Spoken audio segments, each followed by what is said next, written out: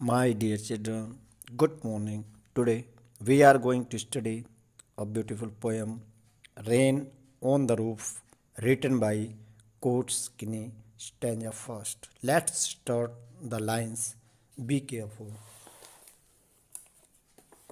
When the humid shadows hover over all the starry sphere, line देखेंगे when जब humid का मतलब wait नम सैडोज horror का मतलब होता है फ्लाई ओवर गीले बादल जब आकाश के ऊपर उड़ते हैं कौन से समय में स्टारी स्फेयर अर्थात तारों भरी रात्रि में एंड और द मेलेंकली डार्कनेस मेलेंकली का मतलब होता है सैड उदास से भरा हुआ अंधेरा जेंटली वीप्स धीरे धीरे स्लोली धीरे धीरे रोता है और रेन के रूप में रोता है।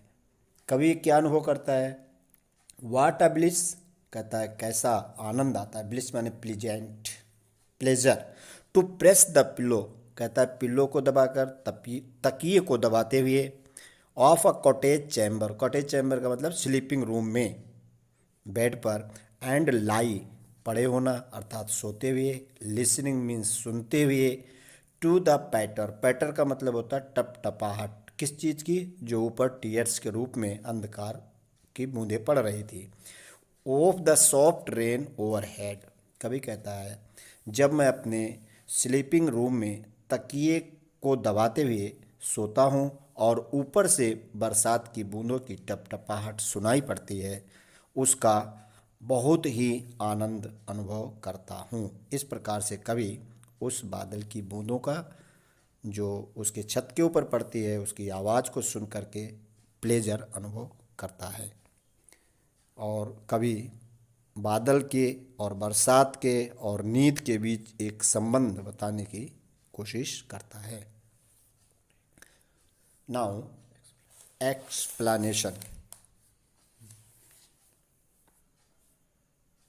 See, the poet describes the falling of rain in very figurative language. He says that when clouds hover in the sky, it gets dark and start raining. He imagines that melancholy darkness weeps in rainy tears, though the poet is in happy mood. He has a corner of grief in his heart. The poet feels a great pleasure laying in his bed and listening the patter of rain upon the roof. He presses his pillow and doing so he feels great enjoyment in its heart. He loves the sound of raining that falls very slowly on his cottage roof. Now, thus we completed the explanation. Now we will see the difficult meanings. First, humid English में कहेंगे wet नम hover fly over starry full of stars melancholy means sad gently का मतलब softly और cottage और small house chamber bed means होता है sleeping room मतलब शयन कक्ष। इस प्रकार से दैट्स ऑल ओके।